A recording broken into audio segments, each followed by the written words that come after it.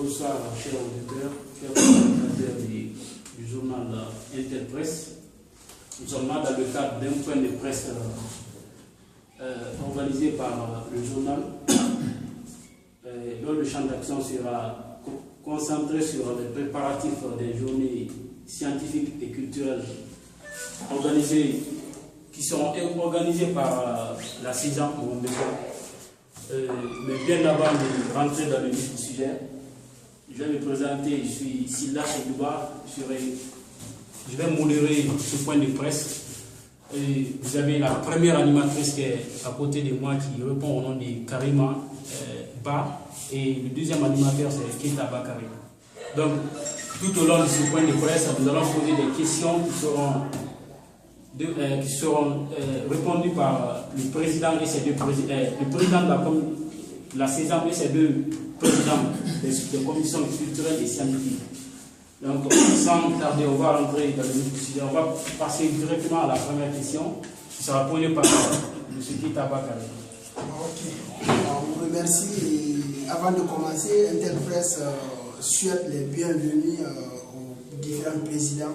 Notamment, je veux parler du président de la CESAM, du président de la commission scientifique et du président de la commission culturelle. Et avant de poser la question, je voudrais que monsieur le président de la CESAM se présente avant de poser la première question. Monsieur le président, bonsoir. Bonsoir. Pouvez-vous vous présenter? Alors, encore une fois, bonsoir à tous ceux qui sont venus et tous ceux qui suivent cette émission en direct. Moi, c'est Cissé Ibrahima Sow, étudiant en première cycle ingénieur en géologie à l'Université de Média. Et je suis là en tant que président de la CESAM en média. Merci. Et également la même question pour le président de la commission scientifique. Donc, vous avez la parole. Merci. Donc, je remercie Interpresse pour nous avoir conviés à ce point de presse. Et bonsoir aux éditeurs qui nous écoutent. Moi, mon nom est Chérif Aboubakar.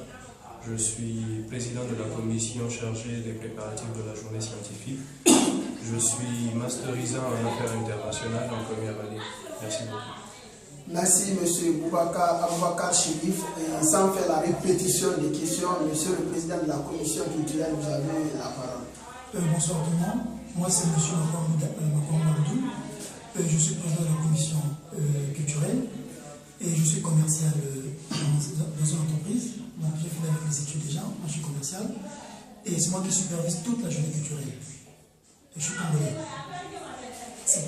Merci. Nous avons 3 présidents, un Congolais, deux Guinéens. Et sans plus tarder, nous allons directement entamer la première question qui est de savoir.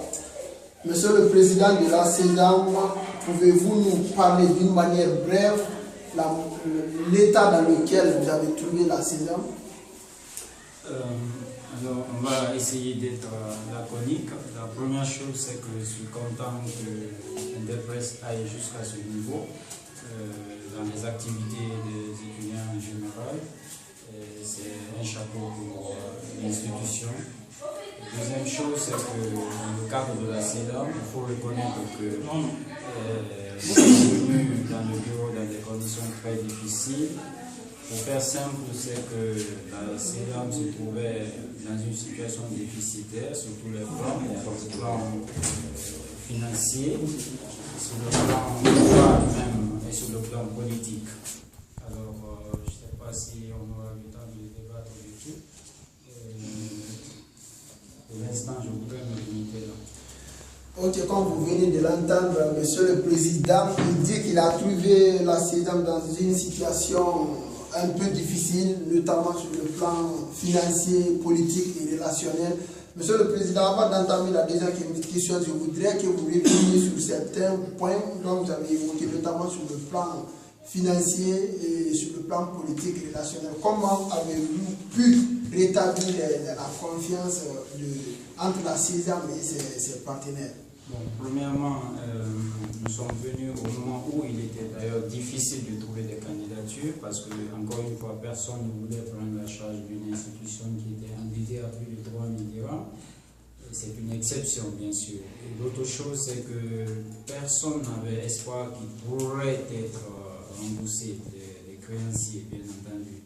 Encore une fois, quand cela vient d'une communauté membre de la CESAM, vous comprendrez que cela est difficile à supporter. Alors, les premières actions concrètes consistaient à mettre un plan de remboursement de ces dettes. On parlait de finances. Et on a réussi parce qu'on s'est débarrassé premièrement des Nigériens, ensuite de la Guinée, même si ça ne se faisait pas beaucoup. Et sans compter d'autres personnes qui étaient moins connues, bien entendu, des personnes physiques. D'une part. De l'autre côté, il fallait mettre en place tout pour que la CESAM puisse bénéficier de sponsors. D'autant que la crédibilité est à mal. Alors, nous avons on a commencé à établir des dossiers de sponsoring pour l'événement que nous sommes en train de préparer, les journées scientifiques et culturelles. Et donc, c'est pourquoi aujourd'hui, il y a beaucoup de partenaires, beaucoup de sponsors qui souhaitent participer efficacement à l'événement. Encore une fois, c'est une fierté. Et très franchement, un nouveau pas vient d'être franchi. Voilà. Oh, merci, Monsieur le Président. Comme vous venez de l'entendre, il était confronté à plusieurs problèmes, dont l'incapacité de la CESAM à se libérer de ses dettes vis-à-vis de ses partenaires. Donc, sans beaucoup tarder sur cette partie, je voudrais passer la parole à Monsieur le modérateur s'il a quelque chose à ajouter. Merci. Ok, nous remercions le président de la CESAM. Bon, pour passer la parole à la deuxième animatrice, je vais faire un petit récapitulatif de tout ce que le président de la CESAM vient de énumérer. D'abord, pour commencer, il nous a fait savoir qu'il a trouvé la CESAM dans un contexte très difficile, notamment sur le plan financier, politique et même relationnel. Bon, la première des choses, l'une des premières actions à entamer était de rétablir d'abord la confiance, si vous me passez le terme, entre la CESAM et ses partenaires. Parce que le bureau était en déficit de 3 000 dirhams. Donc les premières actions ont été de mettre en place un plan de remboursement, chose qui a été faite, et mettre en place aussi des relations entre la CESAM et le sponsoring. Donc sur ce point, on peut dire chapeau pour le président de la commission de la CESAM. Et sans plus tarder, on va passer la parole à l'animatrice qui va poser la seconde question. Bonsoir, chers auditeurs.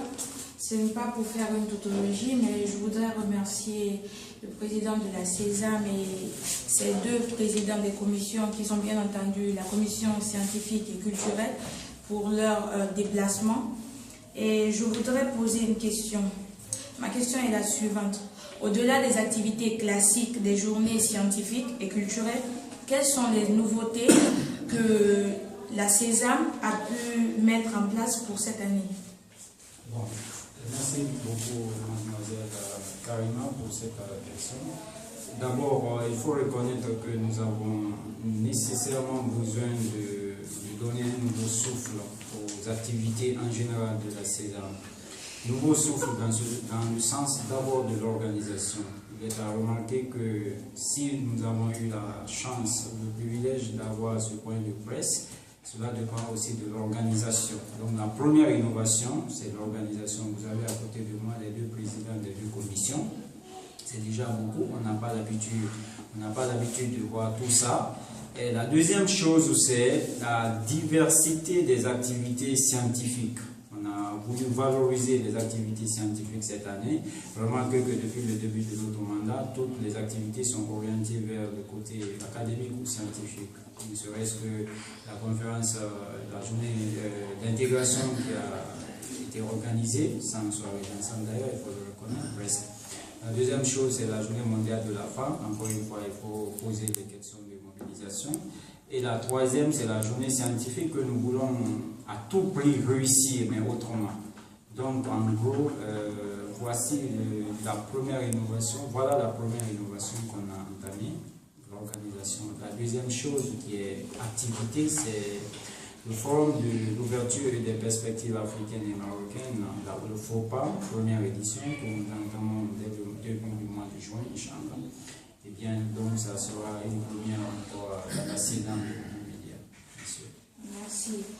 Monsieur Cissé vient de de nous dire qu'ils ont eu une nouveauté cette année, qui est la création la mise en place plutôt des commissions culturelles et scientifiques qui n'est pas de coutume.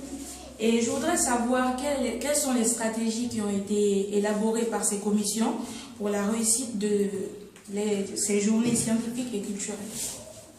Je vais laisser la parole aux deux présidents de la commission de répondre, mais avant de rectifier que je n'ai pas dit que c'est la première fois que des commissions sont mises en place, je dis que c'est la première fois que dans la préparation des activités, que les deux commissions représentées par leur président puissent venir s'expliquer sur l'évolution des activités. Voilà, merci. Alors, je disais que je devais laisser la parole à nos amis. Bien sûr que sur le plan stratégique, c'est qu'ils ont envisagé. Donc, merci, Monsieur le Président. Comme M. Cissé vient de le rappeler, cette année, on nous a fait part de la mise en place de différentes commissions pour mettre en œuvre les différentes activités liées à la journée scientifique et culturelle. Et donc, en ce qui me concerne, moi, comme je vous l'ai dit tout à l'heure, je préside la commission qui est chargée d'organiser la journée scientifique. Et donc, dans ce cadre-là, moi, plus un certain nombre d'étudiants courageux et qui étaient très ambitieux de mener à bien cette tâche, nous nous sommes réunis et, côté organisationnel, nous nous sommes organisés en différentes cellules par rapport à toutes les tâches qu'il y avait à faire lors de la journée scientifique. Donc, par exemple, pour aller vite, en exemple, il y aura des concours de génie en herbe, des concours d'éloquence, des présentations de pays, il y aura une conférence débat, il y aura un atelier de formation.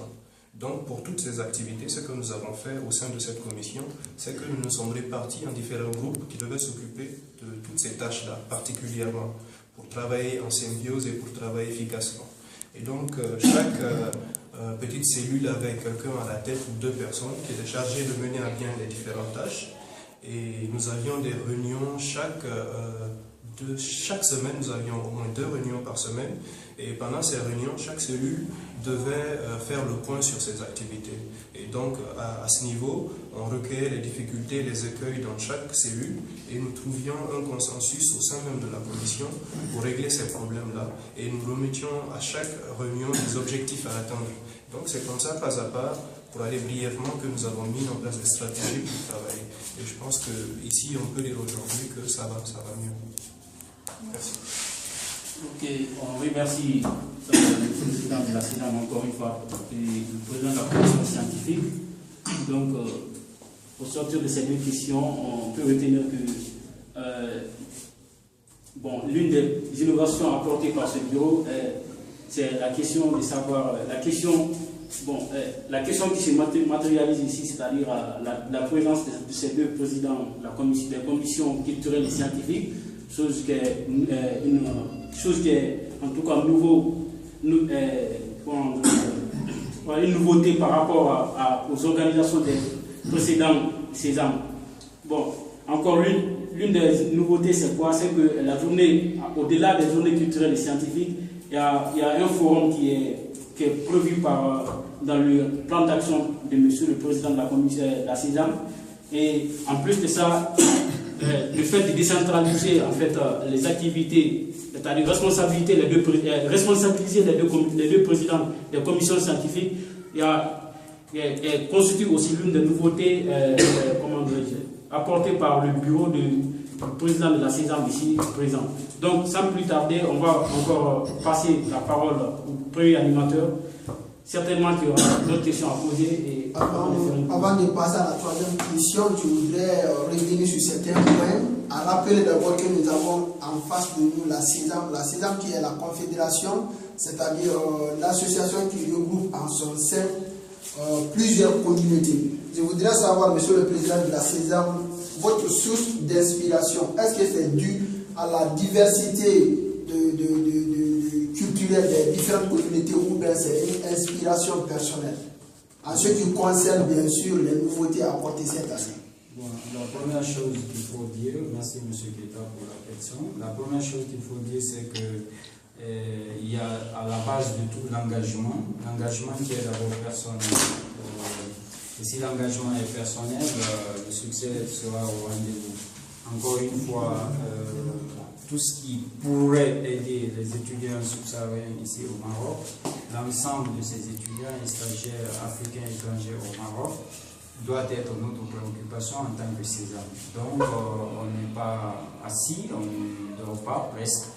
On essaie de penser à tout ce qui pourrait amener du bien-être à la fois moral, financier et social à l'ensemble de ces étudiants. Donc, la source d'inspiration à ce niveau, c'est encore une fois ces étudiants qui, de leurs difficultés, on puise l'essentiel de notre engagement.